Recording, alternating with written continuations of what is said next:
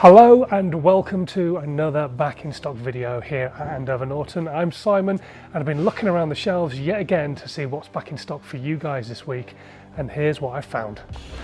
So first up is the ace elastic kit for the front vernier for the pre-Mark III Commando. That's part number 067337 and that's £85.14 including VAT.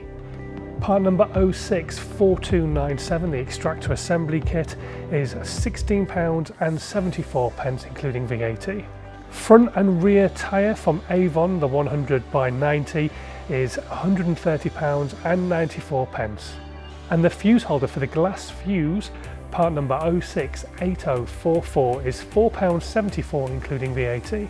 And finally, part number 131001, the full gasket set for the Triumph 750 is £56.34 including VAT. And don't forget, if you're struggling to find an item and it's out of stock, you can set yourself a reminder system for your account with our Andover Norton website. There is a link to the video on how to do this in the section below. It's dead simple. It's just one little tick box and then you'll get an email when that item comes back in stock. Thanks ever so much for watching, and until next time, safe riding.